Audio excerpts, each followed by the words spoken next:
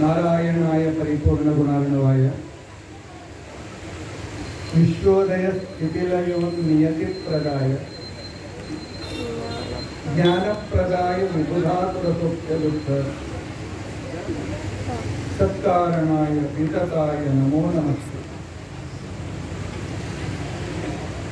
अभ्रमं भंगरहितम् अजडं विमलं सदा आनंदतीर्थमतुलं भजे तापत्रयापहम्। भवति यदनुभावादेडमूकोऽपि वग्नि जडमतिरभिजन्तुर्जायते प्रज्ञमौलिः। सकलवचनचेतो देवता भारती सा मम वचसि निधत्तां सन्निधिं मानसे। अस्मद्गुरुसमारम्भां टीकाकृत्पादमध्यगां श्रीमदाचार्यपर्यन्तां वन्दे गुरुपरम्पराम्। विद्यायां मुहुदाचार्यं वेदज्ञानाब्धिचन्द्रं दुर्मतध्वान्तमार्ताण्डं सत्यज्ञानमयं भजे। पञ्चाशद्वर्षपर्यन्तं सततं रामपूजकः श्री सत्यप्रमोदगुरुराज भासतां नो हृदम्बर। बन्धुस्त्वं गुरुरिष्टदैवतमिति त्वत्पादपङ्केरुहं प्राप्तं मां परिपालयेति सततं। याचे निबद्धाञ्जलिः चित्तं मद्गुणदोषचिन्तनविधौ नूनं ननां मातृथाः श्री सत्यात्मगुरो तुरङ्गियुगलं चित्वा नमे सत्यतिः। यैरहं सुतवत्सम्यक् शिक्षितोऽस्मि कृपालुभिः तान् वन्दे धेनुकाचार्यान् तत्त्वज्ञानार्थसिद्धौ। श्री गुरुभ्यो नमः। हरिः ओम हरिः ओम हरिः ओम। आज नवरात्रि का पहला दिवस।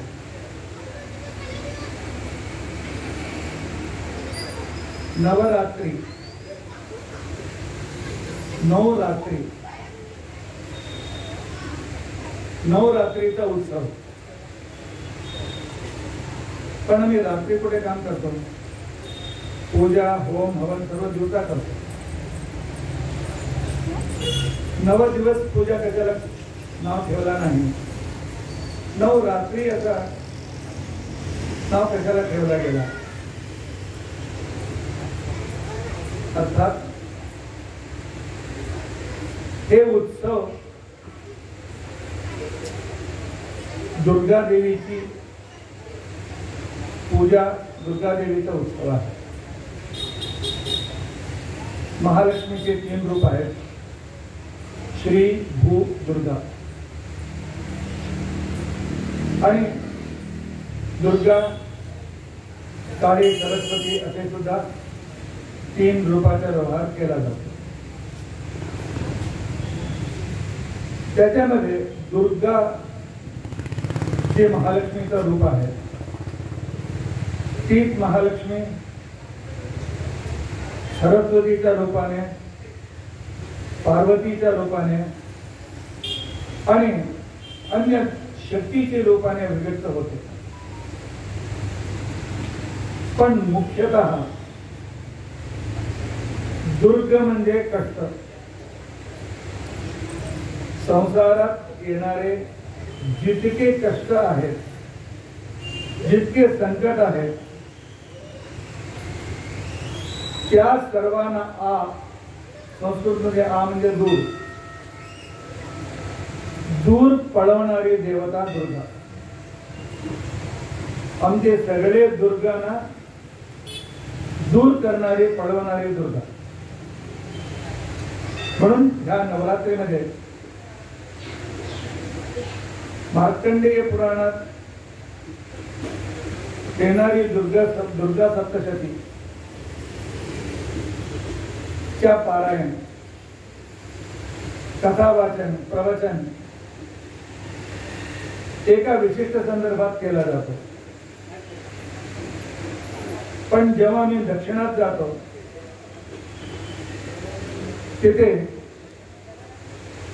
कलियुगाचे दुर्गाच्या रूपाने, बालाजीच्या रूपाने, तिरुपतीचे व्यंकटेश, दुर्गा शब्दाचा व्यंकटेश शब्दाचा अर्थ समान आहे. वेम पापम कटते यस्मात् व्यंकटेशः. पाप आणि पापजन्य जितके कष्ट आहेत, जितकी समस्या आहेत, जितके संकट आहेत, त्या सर्वांना दूर करणारा देवता व्यंकटेश. दुर्ग अर्थात तेच आमचे कष्ट, संकट आणि आमच्या जीवनात येणाऱ्या अनेक समस्या त्यांना दुर्गान दूर करून करते म्हणून दुर्गा. म्हणून दक्षिण देशात व्यंकटेश महात्म्य 9 दिवस वाचन केला जातो, भविष्योत्तर पुराणात असलेला. आज तिथे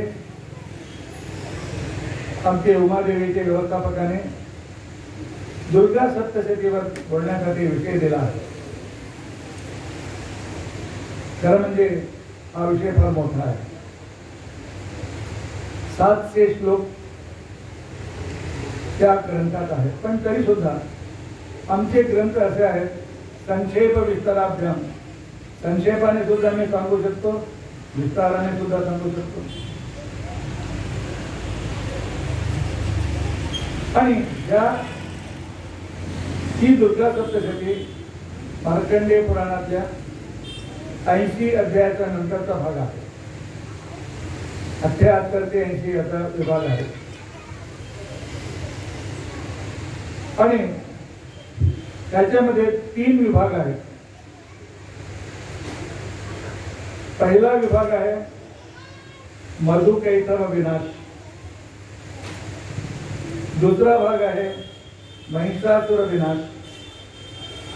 तिसरा भाग आहे शुंभ निशुंभ विनाश. 3 प्रकरण ह्याच्यामध्ये आहेत. 3 प्रकरण कशासाठी? सात्विक, राजस, तामस. हे 3 गुण मनुष्याला संसारात बांधून ठेवतात. सात्विक व्यक्तींना कष्ट येतो, राजसी व्यक्तींना सुद्धा कष्ट येतो आणि तामसी व्यक्तींना तर कष्ट येणारच आहे. पण तरी सुद्धा जी शक्ती देवतेची उपासना केल्याने ते सर्व कष्ट दूर होतात, त्याच्या संक्षिप्त विवरण आणि विशेष रूपाने देवीची महिमा त्या दुर्गा सप्तशतीत आहे. सुरत नावाचा राजा अत्यंत सात्विक, धार्मिक, कोणाला फसवणारा नाही, न्यायाने राज्य करीत होता. पण त्याच्यावर शत्रूंचं आक्रमण झालं. महाभयंकर शत्रूंचं आक्रमण झालं. सात्विक व्यक्तीच्या वरती आक्रमण होतात. काम, क्रोध, लोभ, मोह, मदमत्सरांचं.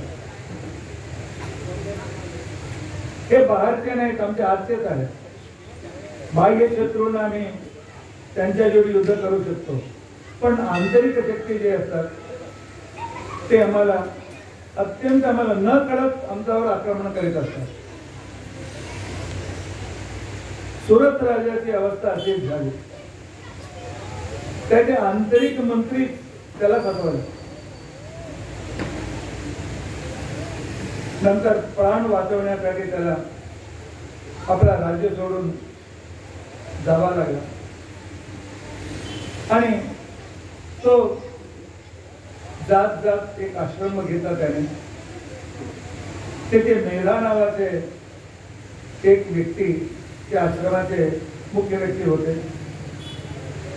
सुरताने तिथे आश्रय मागितला आणि आश्रय त्याला भेटला. आणि क्रमाने तो जो माझा नाही आहे त्याच्याविषयी चिंता मी का करू. आता राज्य माझा नाही आणि ती संपत्ती माझी नाही आणि ज्यांना जर मी विश्वास केला तेच मला जगा दिले म्हणून निश्चिंत होऊन तो आपली साधना करत होता. काही दिवसानंतर त्या आश्रमाला एक समाधी नावाचा वैश्य तिथे आला. पैसे म्हणजे रजोगुण.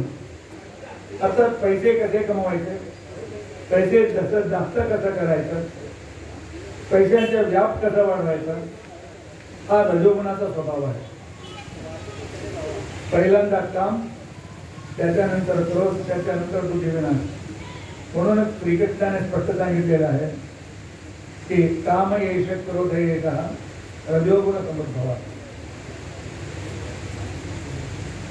तो व्यापारी होता.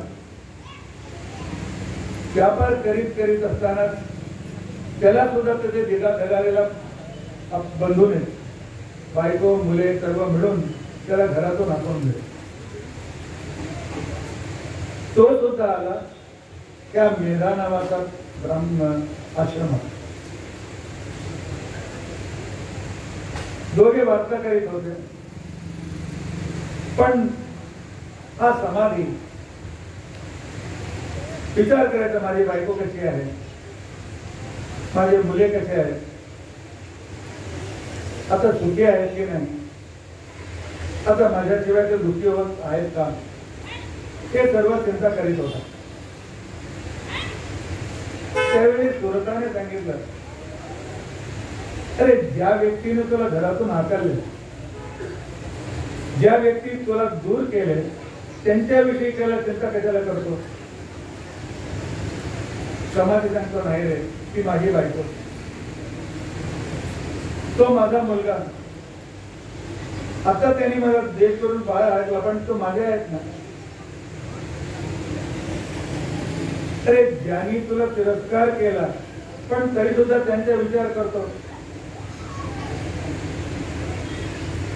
त्या दोघांना उकळ झाला नाही. त्यावेळी ते मेधा नावाचा त्या आश्रमाचे गुरु होते, त्यांच्याकडे ते आले. त्यावेळी त्यांनी सांगितलं, हे सर्व मायेचा प्रभाव आहे. माया हा विष्णूची शक्ती आहे आणि ही शक्तीमुळे आम्हाला माहित आहे हे माझे ऐकत नाही. धृतराष्ट्राला माहित होता हा माझा ऐकणार नाही, तरी सुद्धा त्याच्यासाठी त्यांनी सर्व वाईट कामामध्ये त्याची सहायता त्यांनी केली. आम्ही सुद्धा धृतराष्ट्रात आहोत. ही माया अशी असते, सुख वाटतो पण सुख भेटत नाही. कशाला म्हणजे ती अवस्था आहे निद्रेत असलेली स्वप्नावस्था. स्वप्नामध्ये आम्हाला हे भेटतो, ते भेटतो, ते सर्व भेटतो. आता त्याचा भोग जागृत होतो, स्वप्न निघून जातो. हे निद्रेची देवता आहे दुर्गा. त्याची उपासना केल्याने ते आमचे जे काय काम, क्रोध, लोभ, मोह इत्यादी शत्रू आहेत त्यांना ती निद्रावस्थेत आणून त्यांना फसवून त्यांच्यावर आमचा विजय आणून देते. म्हणून दुर्गेची विशेषता आमच्या शत्रूवरती माया करते. पण आम्ही दुर्गेची उपासना नाही केलं तर आमच्यावर नाही करत. तेव्हा त्याने विचारलं की दुर्गेची उत्पत्ती कशी झाली, केव्हा झाला, कोणत्या संदर्भात झाला. त्यावेळी हा मेधा इथे सुद्धा सत्वगुण सुरत रजोगुण हा समाधी, पण दोन्हीही गेलं पाहिजे मेधाचा परत. मेधा म्हणजे आमची बुद्धिशक्ती. नवोन्मेष चालिनी बुद्धीला मेधा असे म्हणतात. नवीन नवीन विचार आणि त्याच्या कारण तर्कशक्ती हे कशाला झाला, हे कसा केलं, कशाला हे करू नये, कशाला हे केलं पाहिजे, हे जे काही विवेक शक्ती आहे त्याला मेधा म्हणतात. जेव्हा आम्हाला मार्ग भेटत नाही त्यावेळी विवेक शक्तीच आम्हाला मार्ग दाखवते. आणि दुर्गा कसे काय शत्रूंना मोहित करते ही कथा आहे मधुकेकरांची. विष्णू सगळे आपल्या परिवार देवता सकट असताना एका दिवशी त्यानं थोडा आलस्याचा नाटक त्यांनी केलं. देवाला आलस्य नाही आणि आमच्यासारखे दोष नाही, निर्दोष आहे, सकल दोष रहित आहे. ज्यांनी स्वतःचा नाभीतून नाभी कमळात चतुर्मुख ब्रह्माला जन्म दिला. चतुर्मुख ब्रह्म म्हणजे 4 वेदांचा प्रतिनिधी, 4 मुख 4 वेदांचा प्रतिनिधी. जेव्हा देवाने आलत दाखवलं त्यावेळी त्या आलस्य अवस्थेतून मधु कैटभ नावाचे 2 दैत्य उत्पन्न झाले, 2 असुर उत्पन्न झाले. आलस्य, कर्तृत्वहीनता, कार्यहीनता हे दुष्ट शक्तीला उत्पन्न करते. पुराणातली सर्व कथा आमचे जीवनाचे शैलीचे प्रतिनिधीच्या रूपाने कथा असतात. देवाने आलस्य दाखवला, मधु कैटभ उत्पन्न झाले. मधु अर्थात सुखाची प्राप्ती. मधु म्हणजे मध, अत्यंत रुचिकर. आणि कैटभ अर्थात त्याच्यामध्ये दुष्टतेने सुख प्राप्त करण्याची इच्छा. संस्कृत मध्ये दुष्टतेने आपला स्वार्थ पूर्ण करायचा, स्वार्थ सर्वांना पूर्ण करायचा आहे, पण चांगला मार्गाने करू शकतो. पण दुष्टतेने आपला सुख प्राप्त करण्याची इच्छा तो कैटभ हा प्रतिनिधी आहे. त्या दोघे झोपलेल्या विष्णूच्या वरती आक्रमण करण्याची इच्छा करीत होते आणि संपूर्ण सज्जन संघाला ते त्रास देऊ लागले. त्यावेळी ब्रह्माने विष्णूची माया शक्ती अर्थात दुर्गेची उपासना केली, त्यांची प्रार्थना केली. त्यांची प्रार्थना केल्याने त्या मधुकैटभांच्या मनात असा भ्रम आला, आम्ही सर्व श्रेष्ठ आहोत, सर्व आमचे अधीन आहेत. हा विष्णू कुठला, हा ब्रह्म कुठला, हे विष्णू कुठ, आम्ही जगाचे राजा आहोत, आम्ही सर्व श्रेष्ठ आहे. पण तुला पाहिजे ना कोणता वर माग. आतापर्यंत विष्णू ब्रह्म विष्णू महेश्वरांना सगळे वर मागत होते, आता आम्ही वर देणार आहे, तुला काय वर पाहिजे माग.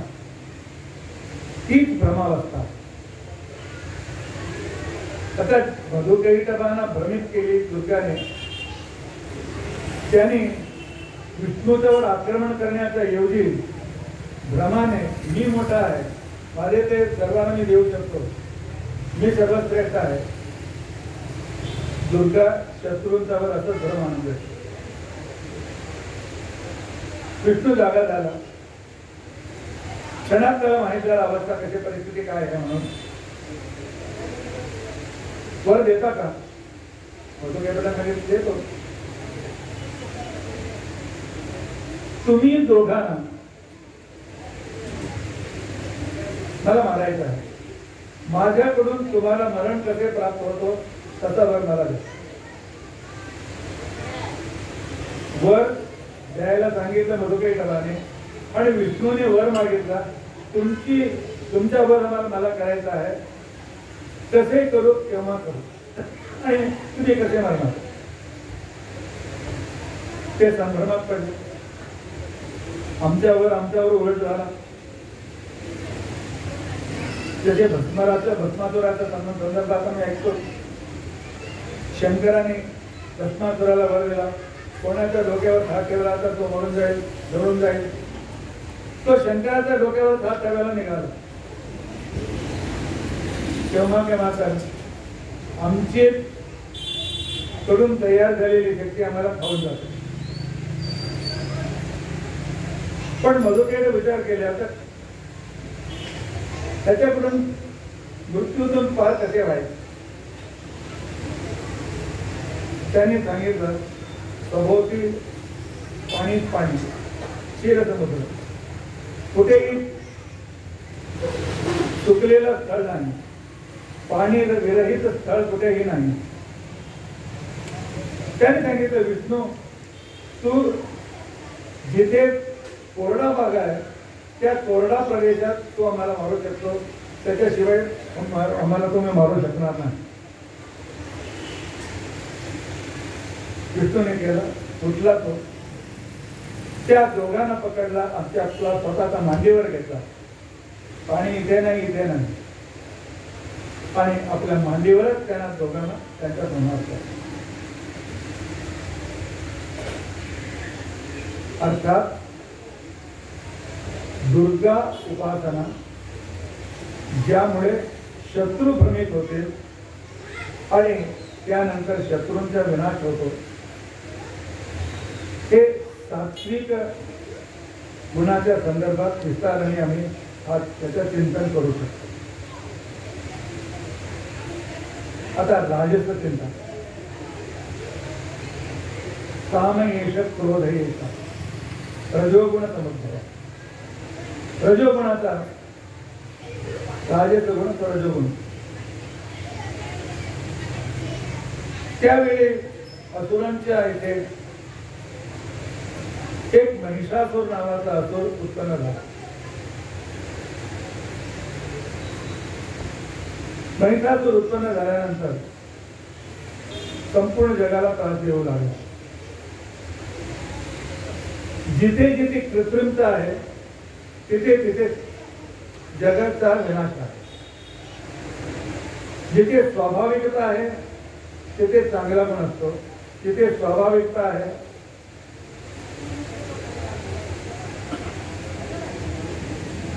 म्हणूनच येताना रामदासांचे त्याने पांडव मास्तर मला एक थोडी सांगितलं की मनुष्य जेव्हा उत्पन्न होतो बालपणे निरागस असतो,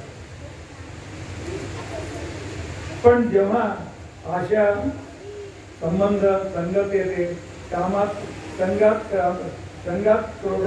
कामाच्या येते, संघात संजायते कामा, संघाने काम उत्पन्न होतो. म्हणून तिथे निरागसपणा आहे, तिथे काही दोष नसतो. हा महिष ही कृत्रिम सृष्टी आहे, हे विश्वामित्राची सृष्टी आहे. विश्वामित्रा सृष्टी नंतर झाली तर सुद्धा ही कृत्रिम सृष्टी. गायीच्या जागेत त्यांनी महिषाची सृष्टी केली. म्हैस गायीचा कृत्रिम विभाग आहे. असे जे काही कृत्रिमता आहे ते विश्वामित्र सत्य आहे. तर म्हणून कृत्रिम व्यक्ती तो स्वतःचा वेड्याच्या रूपाने अर्थात नैताच्या रूपाने संपूर्ण जगाला त्रास देऊ लागला.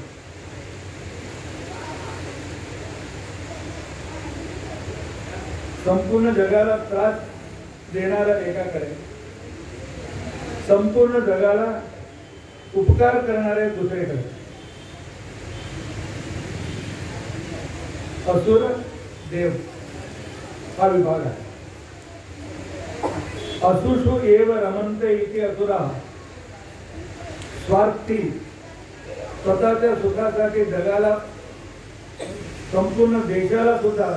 आम्ही बघितलं आमचा भारताचा इतिहास, आमचेच लोक शत्रूंना बोलून त्यांच्या हातात आमचा देश देत गेले. स्वतःच्या स्वार्थासाठी देशाचा विनाश करणारा जयचंद्र पासून आतापर्यंत सुद्धा आम्ही बघतो. हा संकेत आहे महिषासुराची. पण देव दुसऱ्यांना उपकार करणार.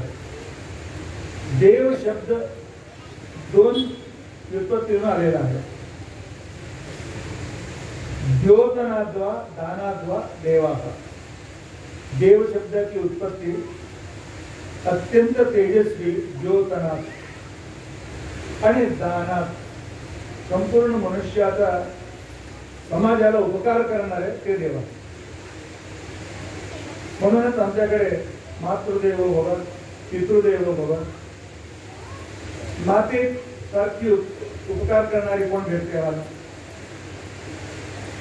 देवता म्हणजे कल्पना नाही, जे काय आम्हाला उपकार करतात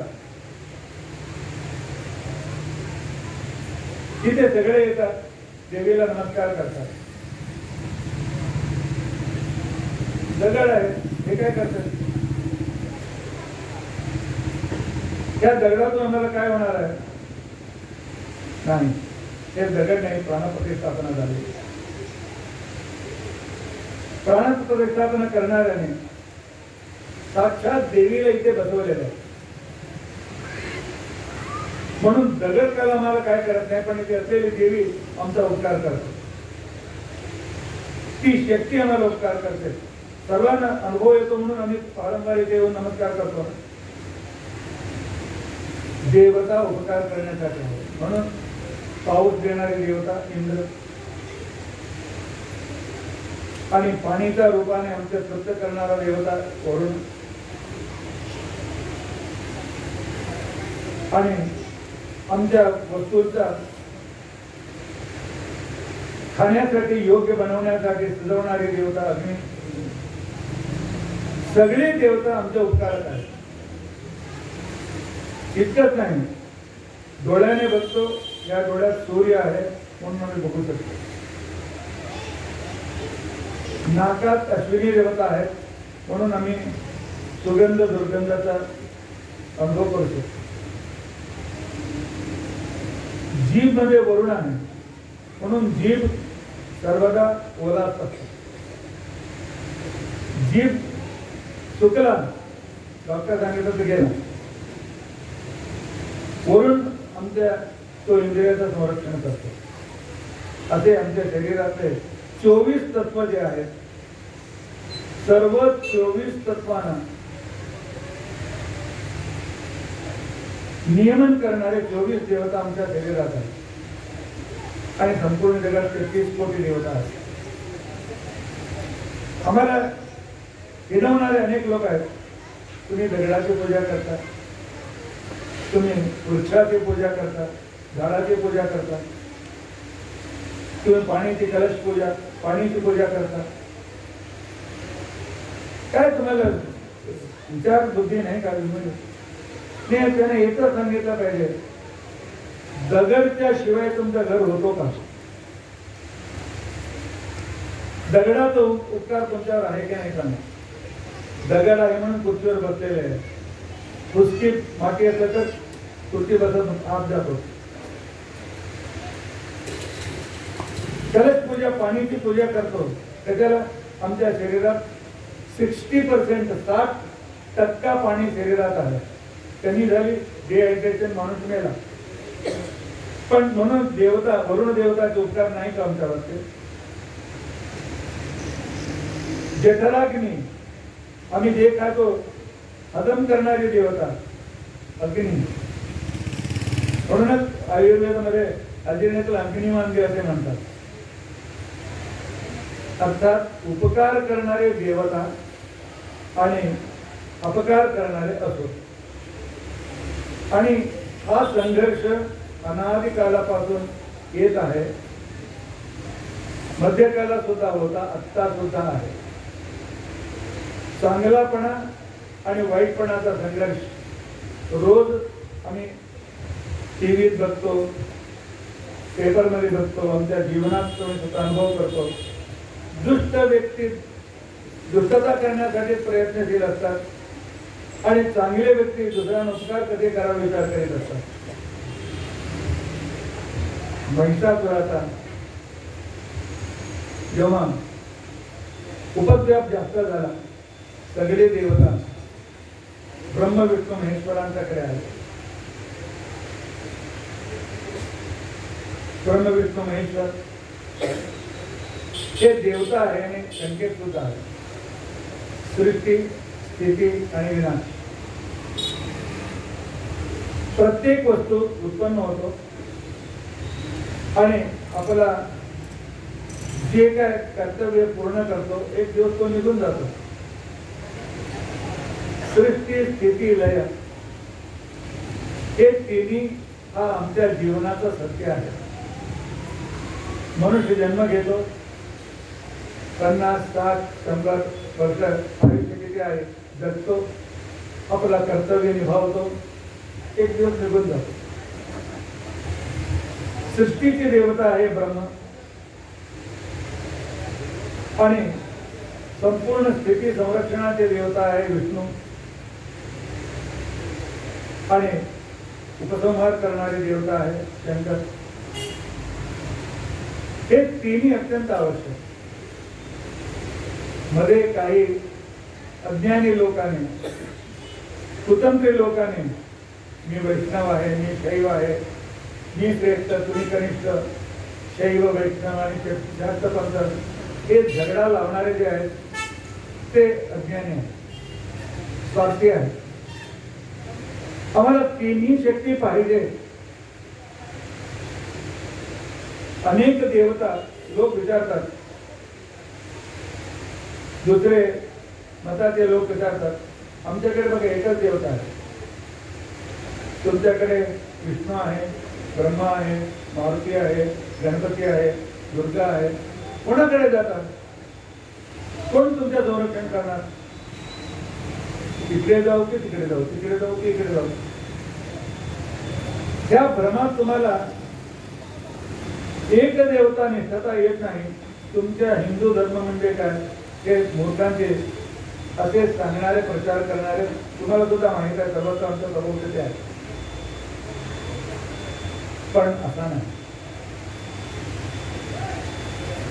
माणसाच्या जीवनात एक शक्ती उपयोग पडत नाही, अनेक शक्ती पाहिजे. अनेकतामध्ये एकता, अनेकतामध्ये एकतेची प्रतिनिधी आहे दुर्गा. म्हणून विष्णूचा शरीरातून एक तेज निघाला, ब्रह्माच्या शरीरातून दुसरा तेज निघाला, शंकराच्या शरीरातून एक तेज निघाला, इंद्राच्या शरीरातून तेज निघाला, वेगळे वेगळे देवतातून तेज निघाला. सर्व तेज एकत्र झाले, एकवट झाले, तीच दुर्गा.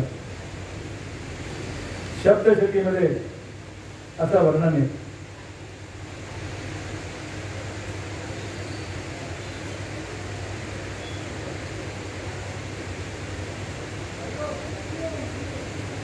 ततो अतिकोप पूर्णस्य क्षत्रियनो वदनात तथा. महिषासुर जगाला त्रास देत आहे म्हणून विष्णूला राग आला आणि त्याच्या तोंडातून एक तेज बाहेर निघाला. निश्चक्राम महत्तेजः त्याच वेळी ब्रह्मण हा शंकरस्य. ब्रह्माच्या तोंडातून तेज निघाला, शंकराच्या शरीरातून तेज निघाला. अतीव तेजसस्फोटम ज्वलंतमेव पर्वतम. तीन तेजाची एकत्रता आली आणि ती ज्वाला सर्वत्र व्याप्त झाली. आणि इंद्रादी सकळ देवतांच्या तेज एकत्र म्हणून एक देवता आहे शक्ती, दुर्गा, उमा. अनेक नामाने ती प्रसिद्ध आहे. एकस्थम तदभून नारे सर्वत्र व्याप्त शक्तीच्या रूपाने हा दुर्गा देवी आहे. ती एकटी देवता विष्णूची वेगळे, शंकरातून वेगळे, तेथून वेगळे नाही. सर्व देवतांची एकवटलेली शक्ती म्हणजे दुर्गा देवी. त्याचं वर्णन असे करतात सप्तशतीमध्ये, यदाभूत संभवम तेजः तेन अजायत तन्मुखम. शंकराची शक्ती दुर्गेचा मुखाच्या रूपाने विभक्त झाला. याम्येन अशा अभवन केशः. यमाची शक्तीपासून तिथे केस उत्पन्न झाले. बाहो विष्णू तेजसा. विष्णूच्या तेजाने त्याची अष्टबाहू उत्पन्न झाले. सौम्येन तनयोर्युग्मम. आणि त्याचे जगाला उपकार करणारे त्याचे स्तन चंद्रापासून उत्पन्न झाले. मध्य देह इंद्राने मध्यम च इंद्रेण च अभवता. वारुणीने च जंघोरू. वरुण देवताच्या तेजाने त्याचे जंघा उत्पन्न झाले. मागचा भाग ब्रह्म तेजाने उत्पन्न झाला. सूर्याच्या तेजाने त्याचे अंगठे उत्पन्न झाले. वसूनम तेजाने हाताचे अंगठे उत्पन्न झाले. कौबेरेन च नासिका.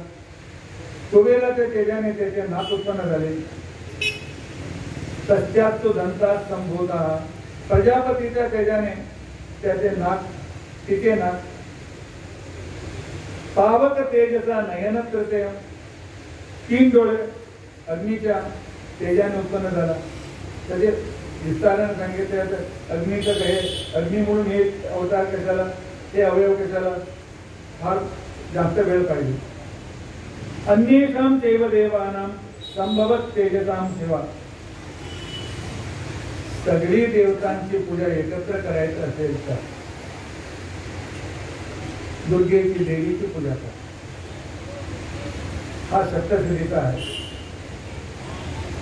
आणि तिथे अष्टबाहूला शंकराने आपला त्रिशूल दिला, विष्णूने आपला चक्र दिला, इंद्राने आपला वज्र दिला, वरुणाने आपला पाश दिला. वेगळे वेगळे देवतांचे वेगळे वेगळे आयुध, ते सर्व एकवट झाले दुर्गामध्ये. आता कल्पना करा,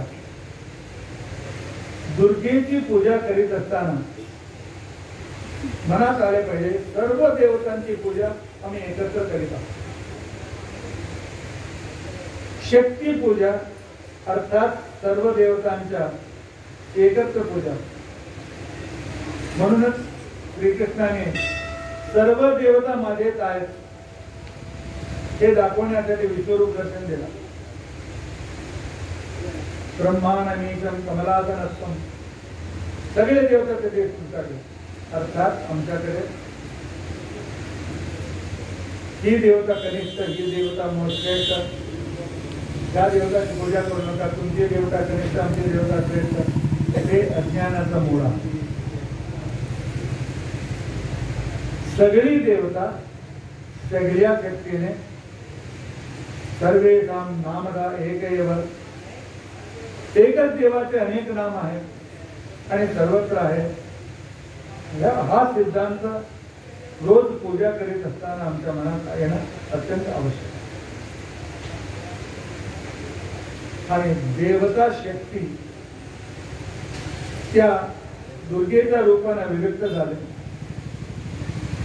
आणि महिषासुराचा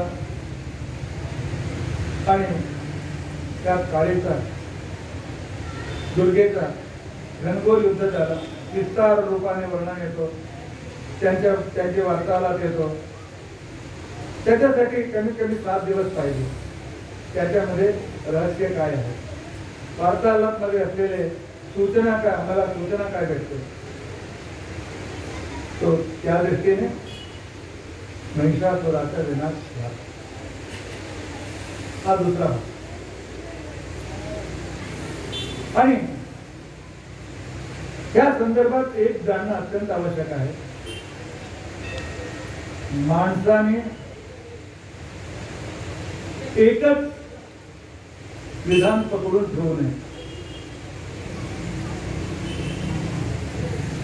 संसाराच्यासाठी, आपली उन्नतीसाठी माणसाने सक्रिय झाले पाहिजे, आळस सोडला पाहिजे, सर्वंकष शक्ती आपल्यात एकवटला पाहिजे असा प्रयत्न केला. हे माझ्याकडून होत नाही, हे माझ्याकडून होत नाही, हे आमच्या शास्त्राला संमत नाही. महाभारतात एक संदर्भ येतो. नारद एकदा धर्मराजाकडे आले. त्यांनी सांगितलं, नारद सांगितलं, युधिष्ठिराने विचारलं, कुठून आलात आपण? मी इंद्रलोकातून आलो. आणि त्यामध्ये स्वर्गात सुद्धा गेलो होतो आणि दुसरे लोकात गेलो होतो. त्यावेळी धर्मराज युधिष्ठिर विचारतो, आमचे पूर्वज तुम्हाला भेटले का? भेटले ना. तुमचे पूर्वज अर्थात चंद्रवंशाचे आणि सूर्यवंशाचे पूर्वज, मला तिकडे हरिश्चंद्र भेटला, ययाती भेटला, हे सर्व इंद्रलोकात मला भेटले. माझे वडील भेटले का? पांडू भेटले का? पांडवराजे भेटले, पण इंद्रलोकात नाही. ते इंद्रलोकाच्या खालच्या स्वर्गलोकात भेटले मला. युधिष्ठिराने विचारलं, माझे वडील खालच्या लोकात कसे? नारदाने सांगितलं, पण इंद्रलोकात घेण्यासाठी राजसूय यज्ञ करावा लागतो. ते जे काय हरिश्चंद्र इत्यादी देवता त्यांनी राजसूय यज्ञ केला होता, म्हणून त्यांना तो लोक भेटला. माझ्या वडिलांना सुद्धा तो लोक भेटण्यासाठी काय केलं पाहिजे? तो सुद्धा राजसूय यज्ञ कर. युधिष्ठिराने मनात निश्चय केला, राजसूय यज्ञ केला पाहिजे. आणि त्यांच्या मार्गदर्शक श्रीकृष्णाला त्याने निरोप पाठवला. श्रीकृष्ण आले. धर्मराज काय पाहिजे सांग? नाही, मला राजसूय यज्ञ करायचा आहे. कृष्णाने सांगितलं, युधिष्ठिराचा परीक्षा करण्यासाठी सांगितलं. युधिष्ठिर राजसूय यज्ञ म्हणजे माहित आहे तुला? आता जे वर्तमान काळात जिथे राजा आहेत, जितके चक्रवर्ती आहेत, त्यांच्या सर्वांना तुझ्या अधीनता त्याने स्वीकारली पाहिजे, तेव्हा तो राजसूय यज्ञ करू शकतो. स्वतःचा येऊन ते अधीनता स्वीकार केली पाहिजे, नाहीतर त्यांना जिंकून स्वतःचा अधीन त्यांना केला पाहिजे. जरासंधाला तू अधीन करू शकतो का? कर्णाला स्वतःचा अधीन करू शकतो का? भीष्माला अधीन करू शकतो का? नरकासुराला अधीन करू शकतो का? शल्याला तू आपला अधीन करू शकतो का? कीचकाला तुझा अधीन करू शकतो का? ते नाव ऐकून धर्मराज गणित गातो नाही, माझ्याकडून होणार नाही. त्यावेळी तिथे भीम उभे होते. त्यांनी सांगितलं, राजाच्या सिंहासनावर बसून एक राजाने माझ्याकडून होत नाही हे जे काय म्हणणं आहे तो योग्य नाही. ठीक आहे, माझ्याकडून होत नाही, तुझ्याकडून होत नाही, पण आम्ही सर्वच एकत्र आलो तर.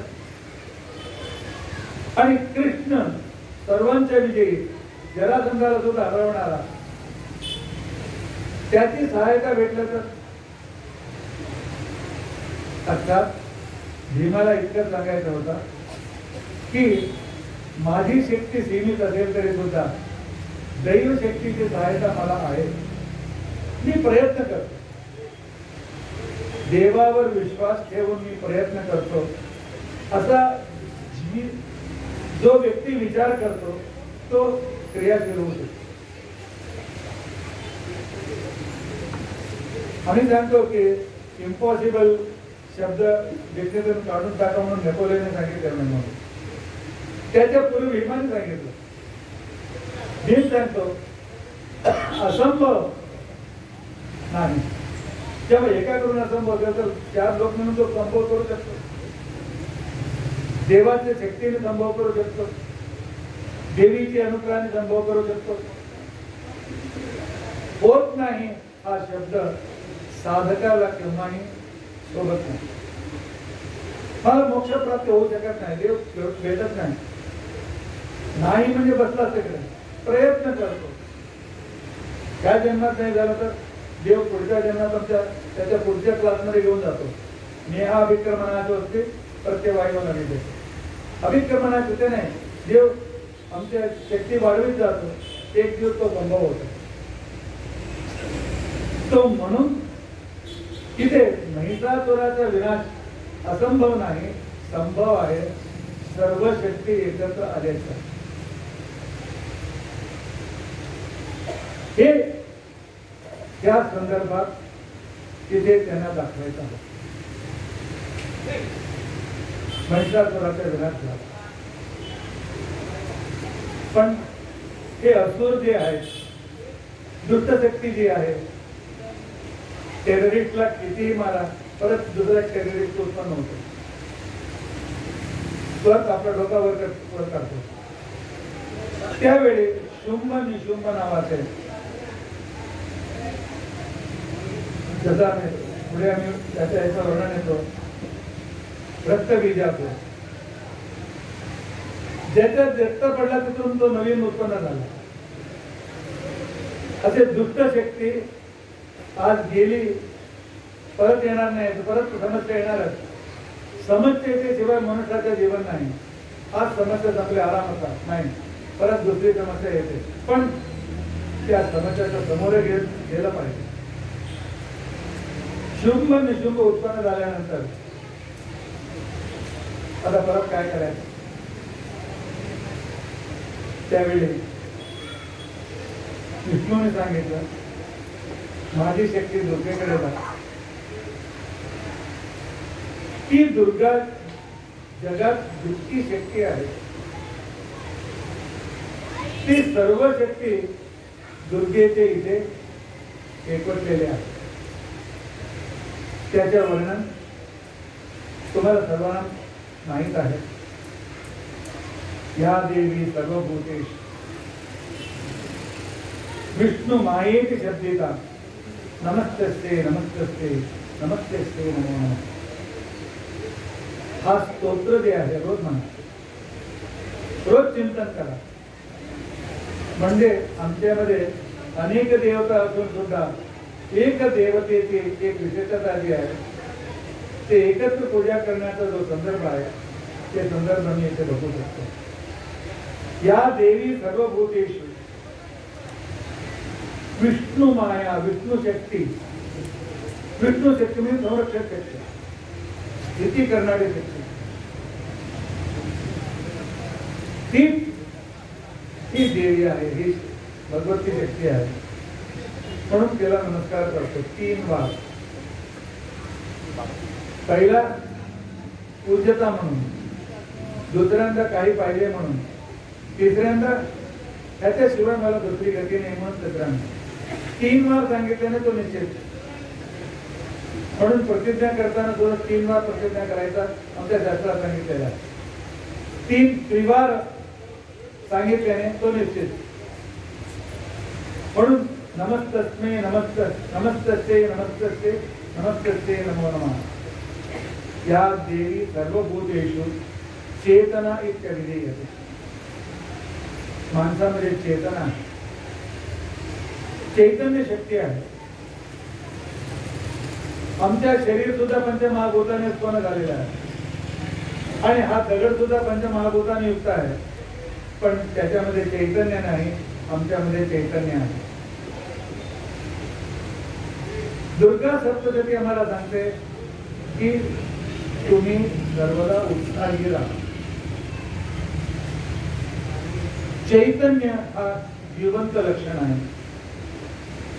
जिथे चैतन्य हालचाल आहे तो जिवंत. डॉक्टर येतो, नाडी पकडतो, तो नाडी चालू आहे, तो जिवंत आहे. आता मूर्छावस्था तसं उठेल, पण हालचाल बंद झाली आणि माणूस गेला कामातून गेला. म्हणून शास्त्र सांगतो आपल्यात असलेला चैतन्य गमावू नका. आपल्यात असलेली एक चैतन्य शक्ती आहे. उठा, उत्तिष्ठता, जागृत, वरान निबोध. माझ्याकडून होत नाही, मी चालू शकत नाही, मी काम करू शकत नाही. जेव्हा माणसाचा मनात आला त्याचे मृत्यूचा मार्गात तो निघाला नाही. प्रयत्न करतो, प्रयत्न करतो. हा आमच्या सर्व शास्त्रांचा मुख्य उपदेश. प्रयत्नशील व्यक्ती केव्हाही पराजित होत नाही. म्हणून या देवी सर्वभूतेषु चेतना इत्यभिधीयते. तिसरी शक्ती आहे या देवी सर्वभूतेषु बुद्धी रूपेण संस्थिता. भगवंताने मला बुद्धी दिली आहे. हे खाल्लं पाहिजे, नाही खाल्लं पाहिजे, जे काय भेटलं खायला करू नका. आज तर जेव्हा तिरुपतीचा लड्डू मधला प्रसंग जगात प्रसिद्ध झाला, तेव्हापासून काही खात असताना विचार करून खा. शक्यतो घरातच खा. त्याच्याला म्हणजे आम्ही काय काय ऐकतो आजच्या असुर लोक, राक्षस लोक काय काय करतात. पूर्वी राक्षस लोक असेच करायचं. यज्ञात रक्त टाकायचा आणि हाड मांस वाकायचा, यज्ञ विध्वंस करायचा, त्यांच्या आश्रमात काय तर प्राणी सांगायचं. आजकाल लड्डू मध्ये सुद्धा प्राणीजन्य वस्तू घालतात, चरबीची वस्तू घालतात, प्रसादामध्ये सुद्धा, आणि भुकतात. चुकून करीत असताना चुकून त्याला काय हलाल गेला काय म्हणतात समोर. पण म्हणून आम्ही विचार केला पाहिजे की बाहेरचे किती खाल्लं पाहिजे. म्हणूनच आमच्या शास्त्राने सांगितलेला तुमच्या घरात बनवून भगवंताला नैवेद्य दाखवून खा, बाहेरचं सोडून टाक. कसले तेल उत्पन्न उपयोग करीत असतील, कसल्या भांडीत ते करीत असतील, किचन मध्ये कसे काय असणार आणि किती काय घाण घालतील, ते कशाला खाल्ला पाहिजे. माणसाने बुद्धी, भगवंताने बुद्धी दिली आहे ना. म्हणून आमच्या शास्त्रात एक नियम सांगितला. थोडा नियम कठीण आहे, पण पाळणाऱ्यांना तो आनंद आहे. जी वस्तू भगवंताला नैवेद्य दाखवू शकत नाही ती वस्तू मांसाहार. मला वेळात तुम्ही काढणार आहे, मला माहित आहे की जी वस्तू आम्ही भगवंताला नैवेद्य दाखवत नाही, चातुर्मास्य महिमा वराह पुराण म्हणून आहे. वराह पुराणात सांगितले अनिवेदितं तत्सर्वं मांस इत्यभिधीयते.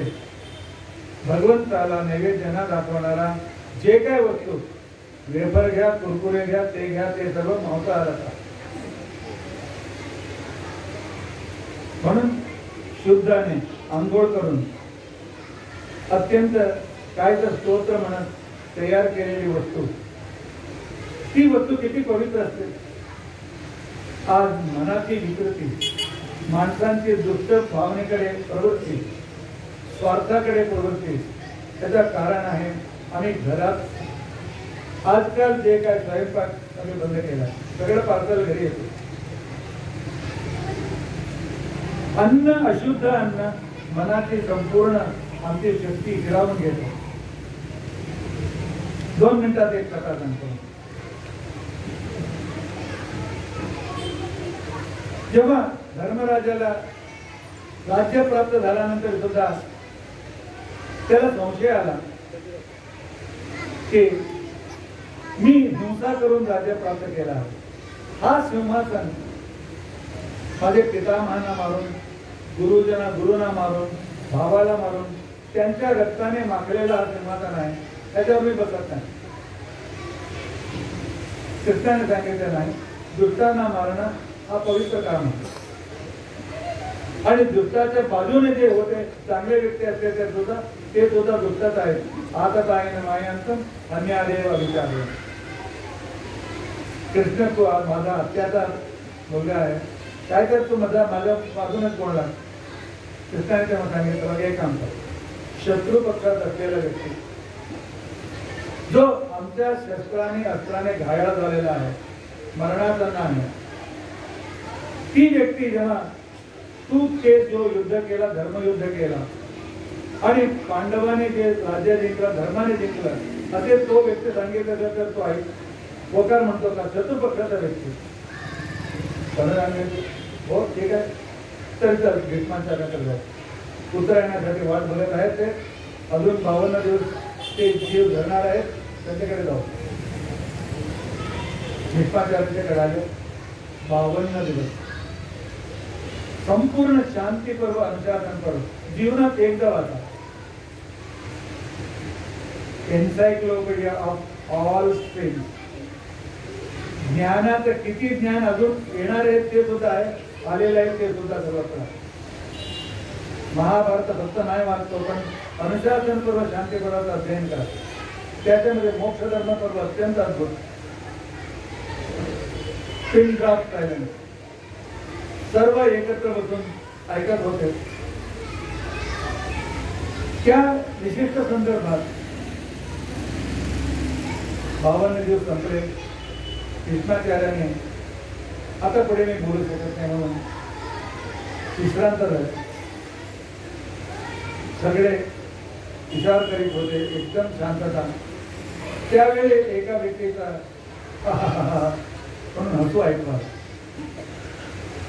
सर्व बघितले, कुठे कुठे नेतो म्हणून. द्रौपदी हसत होती. भीष्माचार्याने सुद्धा अत्यंत कष्टाने तोंड वळून बघितलं. द्रौपदी हसते का? माझ्याकडून चूक झाला का? तो मी काय तर अशास्त्रीय विषयी सांगितलं का? द्रौपदी सांगते ना, या 52 दिवसात तुम्ही जो ज्ञान दिला ते सर्व संपूर्ण शास्त्राचा सार आहे. पण हसली कशाला? भीष्माचार्य इतके सर्व तत्वज्ञान सांगणारे आपण, इतके सर्व धर्मशास्त्र सांगणारे आपण, त्या दिवशी मी जेव्हा दुःशासनाला केंद्र सभेत आणला, त्या दिवशी मी तुम्हाला 3 प्रश्न विचारले होते.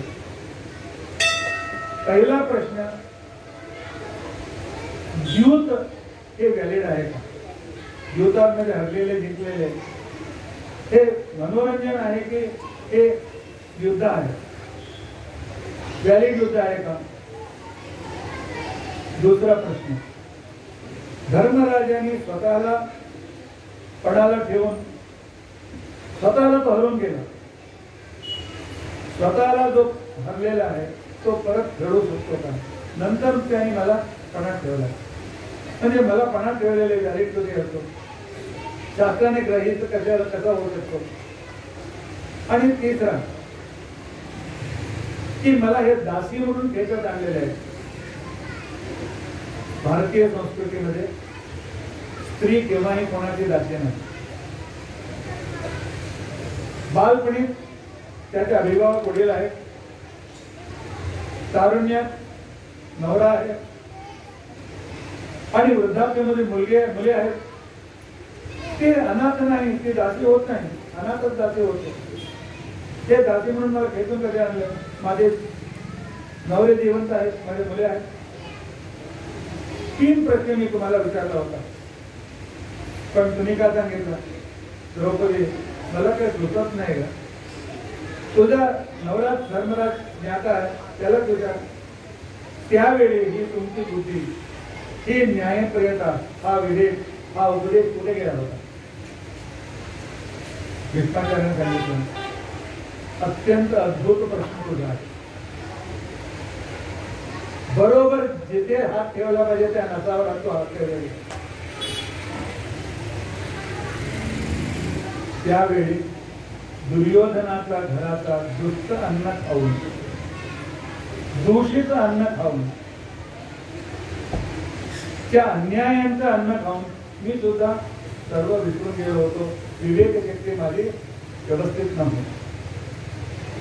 त्या अन्नाने तयार झालेला रक्त हा युद्ध संपूर्ण वाहून गेलेला आहे.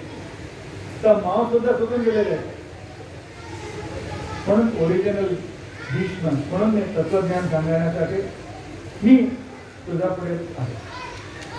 ही त्याचा आठवण ठेवा. शक्यतो घराचा आहार, शक्यतो देवाच्या पुढे केलेले स्वयंपाक घेऊन कृष्णार्पण म्हणून सांगा. देव तुझा प्रसाद म्हणून घेतो, तेव्हा बघा किती बदल किती होतो. ठीक आहे, नाही तर 1 महिना प्रयोग करा. 1 महिना बाहेरचा मी खात नाही, दुसऱ्यांचा मी खात नाही. ते संपूर्ण मनात निश्चय करा की विवेक शक्ती म्हणून या देवी सर्वभूतेषु बुद्धिरूपेण संस्थिता. अन्नशुद्धी, मनशुद्धी, अन्नाच्या सूक्ष्म कणाने मनाची तयारी होते. हा भारतीय मनशास्त्र आहे. जसा अन्न जसा आहार तसे मन. म्हणून पवित्र आहार स्वीकारला पाहिजे. या देवी सर्वभूतेषु निद्रा रूपेण संस्थिता. जी शक्ती निद्रा रूपाने आहे ती सर्व देवतांची शक्ती आहे. दुर्गा. झोपाला इतकं महत्व कशाला देतात? बहुत महत्व आहे. 6 ते 8 तास झोप पाहिजेच निरोगी राहण्यासाठी. म्हणून डॉक्टर विचारतात झोप लागतो ना, भूक लागतो ना? आता तुमचं आरोग्य चांगलं आहे, भूक लागत नाही, पुढे तोच आहे. या देवी सर्वभूतेषु सुधा रूपेण संस्थिता.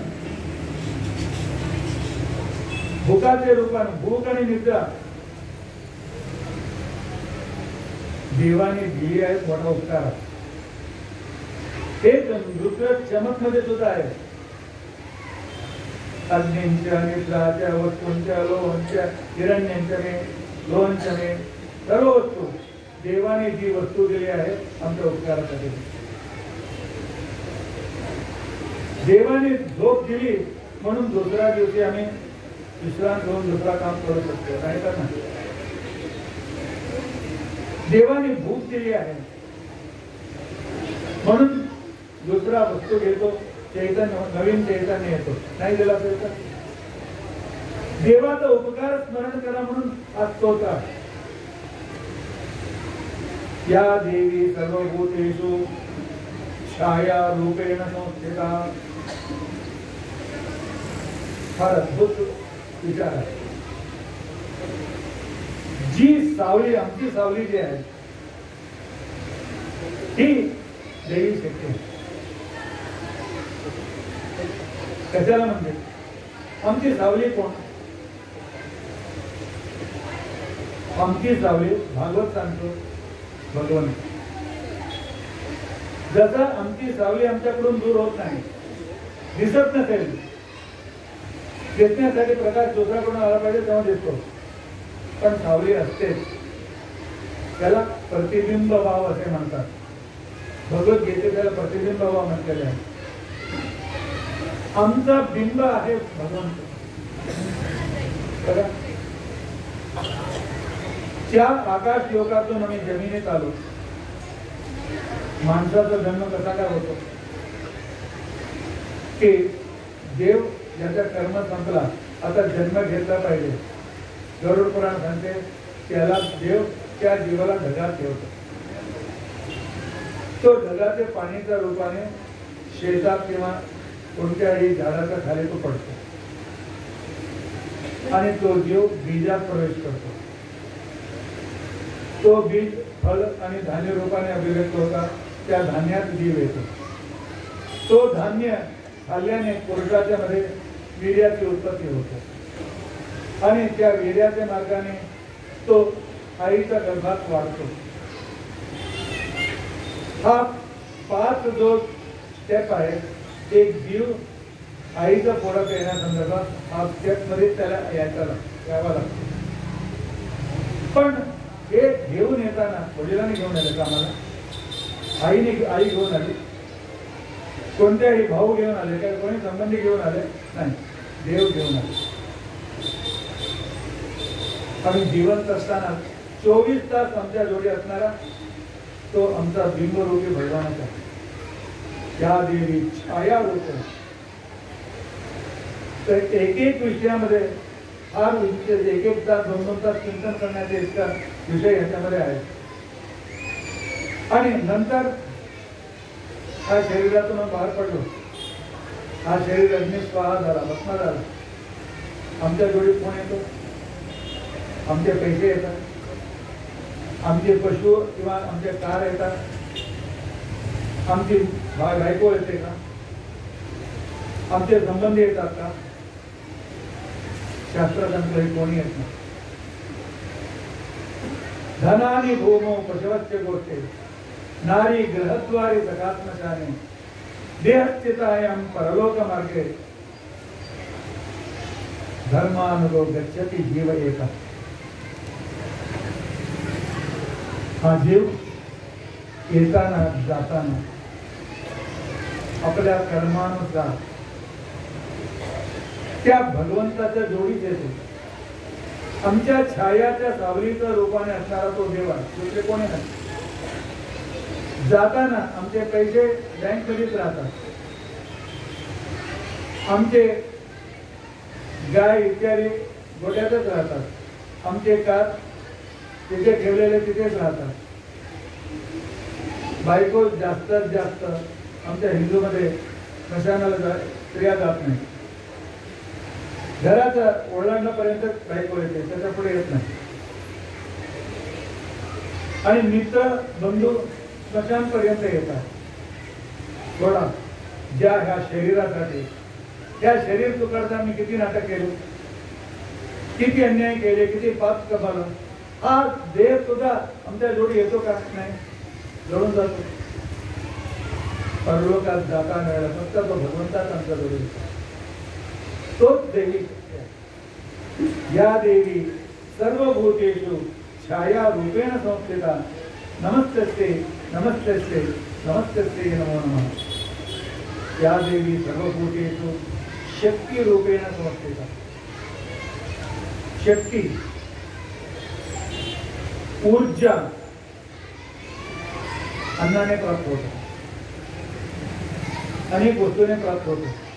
तांदळाने प्राप्त होतो, डाळाने प्राप्त होतो, दुसरे वस्तू आहेत फळाने सर्व प्राप्त होतो. पण त्याच्या शक्ती रूपाने परिणत करणारा व्यक्ती कोण? तांदळाने शक्ती प्राप्त होतो म्हणून तांदूळ घेऊन दुसऱ्यांवर मारामारी करू शकतो का? नाही. जेव्हा अन्न खातो त्यावेळी प्राण आहे तो संपूर्ण जळून त्याचा विभाग करून शक्तीच्या रूपाने रूपांतरित करतो. अपान त्याच्यामध्ये जो भाग नाही पाहिजे त्याला बाहेर टाकतो. ज्ञान त्याला विभाग करतो. A vitamin, B vitamin, C vitamin, वेगळे वेगळे अवयवासाठी वेगळे वेगळे विटॅमिन पाहिजे त्याचा विभाग करतो. समान कोणत्या भागाला कोणती B2, B12, B6 मांसासाठी पाहिजे तिकडे पाठवतो. सी विटॅमिन हाडासाठी पाहिजे तिकडे पाठवतो. आम्ही करतो का? हात पोटात हात घालून विभाग करून इकडे पाठवतो का? या देवी सर्वभूतेषु शक्ती रूपेण संस्थिता. प्राण अपान ज्ञान उदान समान रूपाने आहे तीच दुर्गा. त्याचा उपकार स्मरण करा. आम्ही देवळाला येतो, जातो, नमस्कार करतो,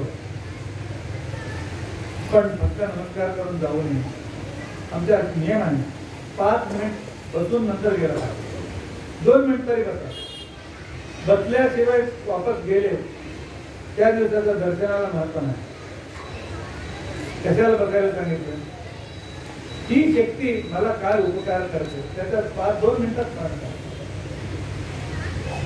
हा शंकराचा उपकार माझ्यावर किती आहे, विष्णूचा उपकार माझ्यावर किती आहे, देवीचा उपकार माझ्यावर किती आहे, कुबेराचा उपकार माझ्यावर किती आहे. कोणत्याही देवळाला जा, त्यांचा उपकार अंतराला.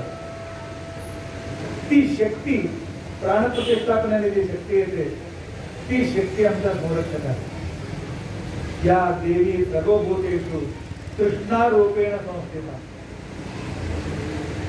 तहान तहानाच्या रूपाने देवी आमच्या शरीरात आहे.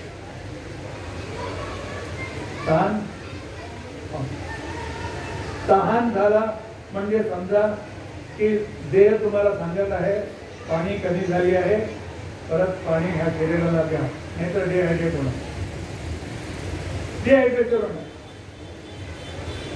तहान देवाने नाही दिला, आमच्या शरीरातले पाणी गेली, सिरियस डिहायड्रेशन म्हणून ते मेला. तहान देवाने दिली आहे, उपकार आहे की नाही सांगा मला. आणि हा स्तोत्र जे आहे, मला देवाने काय दिला नाही, देव माझ्याकडे बघत नाही, देवाने मला काय उपकार केला नाही, मी राहतात आहे, हे सर्व देवाने दिलं आहे ना. ती संपत्ती तुमच्याकडे आहे ना. या देवी सर्वभूतेषु कृष्णारूपेण संस्थिता. 1 तास बसून विचार करा, तहान नसेल तर किती हानी होते. या देवी सर्वभूतेषु शांती रूपेण संस्थिता. क्षमाच्या रूपाने देवी आमच्यात आहे. त्या डोळ्यामध्ये सूर्य बसलेला आहे. सूर्य सांगतो चांगली वस्तू बघा, देव प्रतिमा बघा, शास्त्राचे लाईन बघा, ग्रंथ बघा. पण आम्ही टेरर सिनेमा बघतो त्यावेळी सूर्याला किती राग आला पाहिजे. तुमच्या एक मनाचा विरुद्ध झाला तर राग येणार. त्यावेळी राग येऊन सूर्य डोळ्यातून निघून जातो का? नाही. क्षमा कर, उद्या सुधारते, पुढे सुधारते. मनाची देवता आहे शंकर. मनाने चांगले विचार करा, चक्राची आज्ञा आहे. पण जेव्हा वाईट विचार करतो, विकृत विचार करतो, शंकराला फार त्रास होतो. हे मी दिलेली शक्ती दुरुपयोग करीत आहे, पण तरी सुद्धा देव क्षमा करतो. देव क्षमा करतो म्हणून आम्ही आहोत. म्हणून क्षमया धरित्री हा भूदेवी, भूमीत आई, त्याच्यावर चालतो, चपलाने चालतो, चुकतो, ती क्षमा करते म्हणून आम्ही आहे. नाहीतर क्षमा नाही केली हल्ली आम्ही सगळं. हा क्षमा रूपाने देव आम्हाला रोज दर्शन देतात. हा स्तोत्र रोज चिंतन करण्यासारखा. जास्त वेळ नाही म्हणून संक्षेपाने सांगत आहे. या देवी सर्व रूपेषु जाती रूपेण संस्थिता. जाती म्हणजे ब्राह्मण, वैश्य, शूद्र, वैश्य नाही. एक मनुष्यत्व रूपाचे आहे. मनुष्यत्व हे जाती आहे. तुम्ही स्त्रिया आहेत, आम्ही पुरुष आहोत, मोठे आहेत, लहान आहेत, म्हातारे आहेत, बाल आहेत. सर्वांच्या मध्ये भेद आहे. सर्वांच्या मनाचा विचार भिन्न आहे, सर्वांची इच्छा भिन्न आहे, पण एक आहे मनुष्यत्व. मनुष्यत्व म्हणजे काय? मनुष्यत्व म्हणजे कृतज्ञता. कृतज्ञता, ज्याचा उपकार मला प्राप्त झाला त्याच्यावर आम्ही कृतज्ञ राहिला पाहिजे. आम्हीच पैसे देतो, पण जे पार्सल आणून देणारा जो मुलगा आहे त्याच्यावर आम्ही कृतज्ञ व्हावे की नाही सांगा. दुकानातून तांदूळ आणतो, आम्ही पैसे दिले, कशाला कृतज्ञता व्यक्त करायची. तो तांदूळ मोठा व्यापारीकडून आणून आमच्यासाठी जवळ ठेवला म्हणून तांदूळ खातो, नाही तर नोट खाऊन आम्ही जिवंत राहू शकतो का? जो व्यक्ती विचार करतो तुम्ही कसे आहेत, त्याचा सुद्धा उपकार आमच्यावर आहे. आईचा उपकार, हे उपकार जे आहे हे शांती रूपेण जाती रूपेण संस्थिता. हा कृतज्ञता जे आहे माणसाचा हा स्वभाव आहे. जिथे कृतज्ञता नाही तो माणूस नाही. मी अनेकदा प्रवचनामध्ये एक एकदा ती कथा सांगितलेली आहे. वेळ होत आहे, 10 मिनिटात मी आवडतो. एक राजकुमार 16-17 वर्ष, त्याला घरी शिकवले बाण कसा सोडला पाहिजे आणि तलवार कसे चालवले पाहिजे आणि कसे काय युद्ध केला पाहिजे, सर्व शिकवले. पण त्याला घरी फील्डवर गेला नव्हता. एका दिवशी आई वडिलांना न सांगता तो शिकार खेळण्यासाठी गेला. धनुष्य घेतला, बाण घेतला, हातात खड्गे घेतला, तलवार घेतला, सर्व घेतला आणि कोण प्राणी येतो त्याला मारू विचार करीत होता. त्याच्या मागूनच सिंहाचा झडकाळे ऐकून आला. म्हणून बघतो एक 10 फुटा सिंह याच्यावर उडी मारण्याची तयारी करतो. इतका जवळून त्या शेराला त्याने बघितलं नव्हतं. हात पाय त्याच्या कंपन होऊ लागले, घाबरला. पण माणसाने एक उपकार आम्हाला दिला आहे, सिक्स्थ सेन्स. या वेळेत कसे आम्ही पार व्हायचं, तो कसं संरक्षण करायचं. त्याला समोर झाड दिसला आणि त्याला वाटलं सिंह झाडावर चढत आहे म्हणून धावत गेला, झाडावर चढायला सुरू केलं. अर्धापर्यंत कसा होता. बघतो वर एक अस्वल बसलेला. वर गेला तर अस्वल मारणार, खाली आला तर सिंह खाणार. पकडून राहिला. 2 तास झाले, 3 तास झाले, 4 तास झाले. हात थरथरू लागले. त्यावेळी अस्वल सांगतो, पंचतंत्राची कथा आहे, वरती मी तुला काय करणार नाही, माझा विश्वास कर. पर्याय नव्हता. वरती गेला आणि एका फांद्यावर बसला. रात्र झाली. त्याला झुळकी येऊ लागली. तेव्हा अस्वल सांगतो, माझ्या जवळ मला अजून झोप आली नाही. माझ्या मांडीवर डोका ठेवून झोप मी पकडून ठेवतो. 2-3 तास झाल्यानंतर तू मी तेव्हा झोपतो, मला तो पकडून ठेव. आम्ही स्वतःला स्वर्गाला संरक्षण करू. त्या सिंहाचा त्याने काढायचा नाही. दुसरा प्रकार सांगतो, जमला होता, झोप आली. सिंह अस्वलला सांगतो, अस्वल त्या माणसावर विश्वास ठेवू नको, ते आमच्यावर आम्हाला फसवतात. मला भूक लागलेली, त्याला खाली पाडून टाक. अस्वल सांगतो ना, विश्वासघात आणि माझा विश्वास त्याने ठेवला आहे, हे त्याला मी अपकार करणार नाही, मी त्याला पाडणार नाही. 3 तास झाला. तो उठला. अस्वल सांगतो, मला झोप आली आहे, मला पकडून घे. अस्वलला झोप आली. सिंह सांगतो, त्या अस्वलावर विश्वास ठेवू नको, त्याला अजून भूक लागली नाही. तुला ते संरक्षण केलं तुला मारून खाण्यासाठी. आता मला भूक लागली, त्या अस्वला ढकलून दे, मी त्याला मारून खाऊन जातो, तो तुझ्या घरी जातो. त्या माणसाने त्याला ढकललं. पण योगायोगाने अस्वला जाग आली. तो खाली पडण्याच्या आधी फांदी पकडून वरतीच राहिली. अडूवर्ती आहे. आता का बरं आता अस्सल मला सोडणार नाही म्हणून तो खाली आला. तर तो त्याच्यावर अफसल सांगतो, घाबरू नको, मी तुला मारणार नाही. तुम्हाला आता वाटला की आता कोणी भेटणार म्हणून तो निघून गेला. अस्सल जात असताना सांगितलं, तू मनुष्य होण्यासाठी नालायक. मनुष्याचा पहिली आहे मनुष्यत्व, अर्थात कृतज्ञता, उपकार स्मरण. एक लोटा पाणी देणाऱ्याचा उपकार स्मरण जीवन राहण्यापर्यंत त्याचे उपकार स्मरण केला पाहिजे. पाणी नाही भेटलं तर मी मरून जात होतो, त्यावेळेस एक अर्धी लोटा मला पाणी नाही दिलं, कृतज्ञता व्यक्त केलीच पाहिजे. त्याला त्या देवी सर्वभूतेषु जातिरूपेण संस्थिता, या देवी सर्वभूतेषु लज्जारूपेण संस्थिता. लाज, लाज हा माणसाचा प्रमुख दैवी संपदा आहे.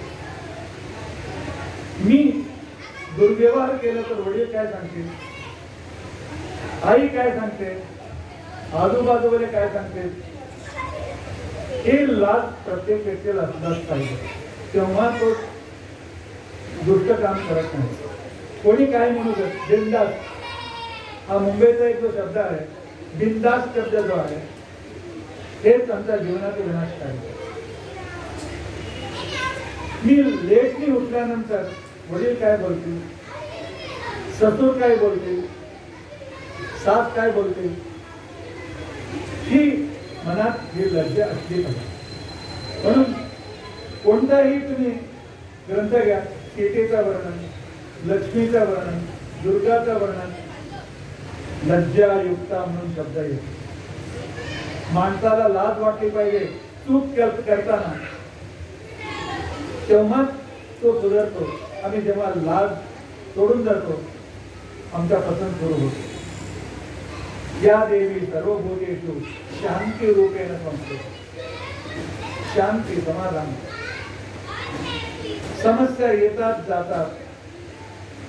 आज फेल झालो म्हणून सुसाईड करायचा ना, पुढच्या वर्षी कुठून पास होऊ शकतो, जीवन भद्राने पद्धती. पण आज लोकांना ती सहनशीलता नाही. थोडा कायदा झाला, आईने मोबाईल दिला नाही म्हणून मुलगा जातो सुसाईड करतो. किती असहनशीलता वाढलेली आहे, ते आम्ही त्यांना शिकवत नाही. ते आम्हाला शिकवायलाच पाहिजे. लाज फार मोठी आणि शांती, समाधान. समाधान अत्यंत आवश्यक आहे. या देवी सर्वभूतेषु श्रद्धा रूपेण संस्थिता. श्रद्धा, मनाने देवीला, देवतेला, गुरुला आमच्याहून हे श्रेष्ठ, हे आमचे आदर्श म्हणून स्वीकार करणे ही श्रद्धा आहे. देवावर श्रद्धा आहे म्हणजे असं काय, देव जे काही सांगतो आम्हाला मान्य आहे. वडिलांच्यावर श्रद्धा आहे म्हणजे वडिलांची प्रत्येक आज्ञा आम्ही पालन करतो. वडील तुम्ही मोठे आहेत, तुमच्यावर श्रद्धा आहे, नमस्कार करतो. 5 मिनिटांनी वडील सांगतो हे काम कर, नाही नाही मला सांगू नका, तो श्रद्धा नाही. देवावरती श्रद्धा आहे. देवाने जे काही आज्ञा दिली आहे, देवीने जी आज्ञा दिली आहे दुर्गा सप्तशतीमध्ये, त्याचं पालन करण्याची श्रद्धा आहे. नाही तर हे फक्त वरवर स्वतः दाखवणार. त्या देवी सर्वभूतेषु शांती रूपेण. तेच जो माणूस साधना करतो त्याच्या तोंडावरचं तेल तुम्ही बघा, पावडर न लावता, मेकअप न करता, त्याला 10दा बघू असं आमचा त्याच्याकडे तोंडाकडे मिळतो.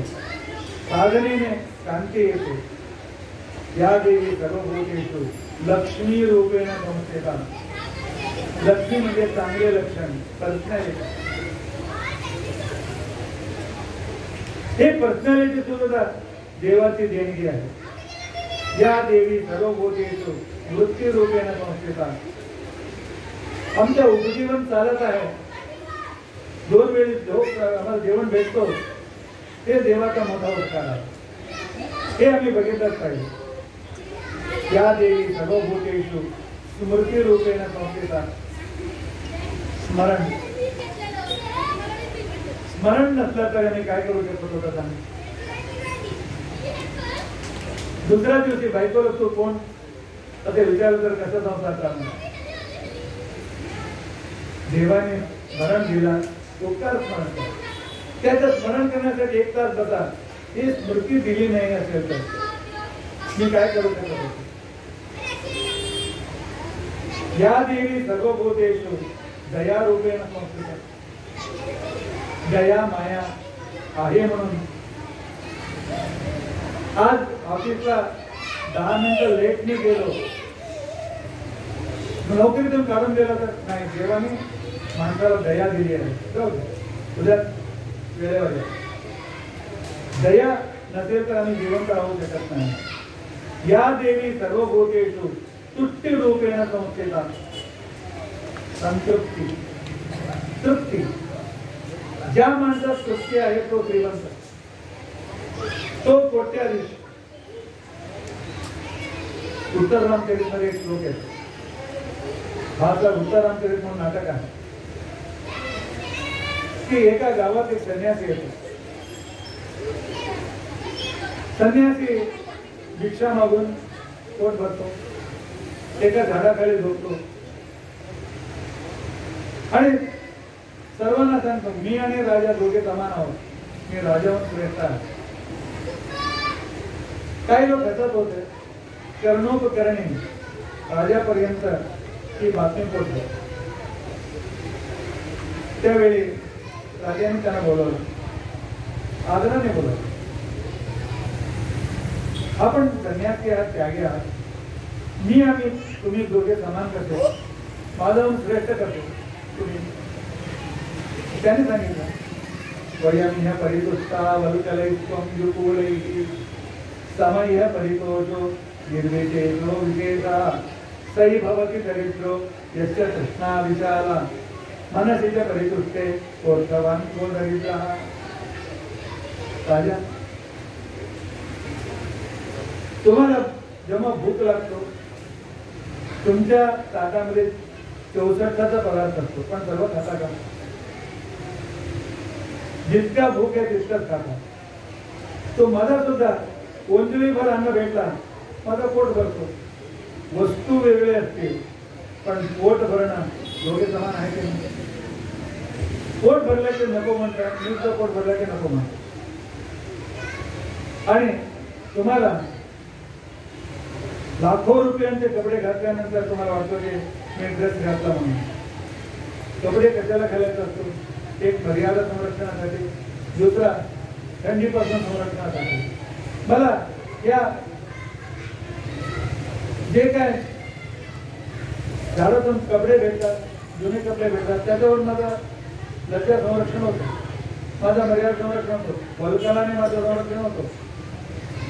तुम्हाला लाखो रुपयाचं असेल पण संरक्षण, मर्यादा संरक्षण समानता आहे की नाही? तुम्ही हंसतोलिका तल्पावर झोपत असताल पण मला कट्ट्यावर झोपला की झोप येते. झोप येण्यामध्ये अंतर आहे का? पण मी स्वतंत्र आहे, तुम्ही परतंत्र आहे. तुम्हाला भूक लागली की जेवण भेटत नाही. पहिल्यांदा तुमच्या जेवण दुसऱ्याने खाऊन बसतो, नंतर तुम्हाला वाढतात. आणि ते बोलवल्यानंतर जिमचे तुमच्या मंत्रीने हा वेट घातला पाहिजे म्हणून सांगितल्यानंतर तुम्हाला घालावं लागेल. आणि बंदी मागा देऊन स्तोत्र केल्यानंतर तुम्ही झोपायला जावं लागणार, तिथपर्यंत बसावं लागेल. पण मला स्वातंत्र्य आहे. तेव्हा राजा विचारतो, तर श्रीमंत आणि गरीबमध्ये अंतर काय आहे? सांगतात, जो व्यक्ती तृप्त आहे तो श्रीमंत आहे. जे व्यक्ती लक्षाधिक कोटी अजून सुद्धा अजून पाहिजे म्हणतात तो गरीब आहे. पुढे देवाने भरपूर दिलं असं सांगणारा श्रीमंत आहे. आणि दुर्गा सप्तशती सांगते, या देवी सर्वभूतेषु तुष्टी रूपेण संस्थिता. या देवी सर्वभूतेषु मातृ रूपेण संस्थिता. मातृदेवो भव. त्याच्यासाठी जास्त सांगण्याची मला आवश्यकता नाही. तुम्ही सर्व मातृत्वाचा अनुभव आम्ही सर्व घेतलेला आहोत. मातेसारखे दुसरी देवता सांगतो, देव सांगतो मातृ रूपेण मी तुमच्या जवळच आहे. या देवी सर्वभूतेषु भ्रांती रूपेण संस्थिता. भ्रम भ्रम सुद्धा देणगी आहे का? हा भ्रम सुद्धा देणगी आहे. कशाला? म्हणजे आम्हाला भ्रम नाही आला तर तुझ्या पुढे विचार करत नाही. विचार करण्यासाठी भ्रमाचा आरंभ अत्यंत आवश्यक आहे. इंद्रियाणाम अधिष्ठात्रे भूतानांच अखिलेषु या पोतेड संततम तस्मै व्याप्ती देवी नमोस्तुते. असे दुर्गा देवी चा महत्व इतका श्रेष्ठ आहे. दुर्गा सर्व देवतांच्या एकवटलेला रूप. दुर्गा आम्हाला सद्गुण आणणारी देवता. दुर्गा आमच्या जीवनात संतृप्ती आणणारी देवता. दुर्गा अत्यंत श्रेष्ठ रूपाने असणारी देवता. आणि हा सप्तशती रोज पारायण करा. कमीत कमी नवरात्री तरी पारायण करा. पारायण केल्याने आमच्या अवचेतन मनात त्याचा परिणाम होत असतो आणि देवीच्या अनुग्रहाने आमच्या जीवन सुखमय होतो, संतृप्त होतो, उन्नत होतो. आम्ही आमच्या जीवनात दुःख राहत नाही. म्हणून आम्ही हा दुर्गेच्या संदर्भात हे विचार समजून घेण्याचा प्रयत्न केला. संक्षेप रूपाने त्याच्या रहस्य सांगण्याचा प्रयत्न केला. जे काही चांगले विषय तुम्हाला वाटले ते माझे गुरु आणि अनेक ज्ञानी लोकांनी दिलेलं ज्ञान अनुग्रह आहे. चुका झालेल्या आहेत ती माझी आहे. भगवान क्षेम करतील. आणि या 1.5 तासाच्या बोधनाने आम्हाला तुम्हाला काही प्राप्त झाले असेल, एक अंशाने देवीवर भक्ती उत्पन्न झाली असेल तर आमची सार्थकता आहे. इतका सांगून माझे नाव शब्द आवडतो. श्रीकृष्णार्पणमस्तु. श्रीकृष्णार्पणमस्तु.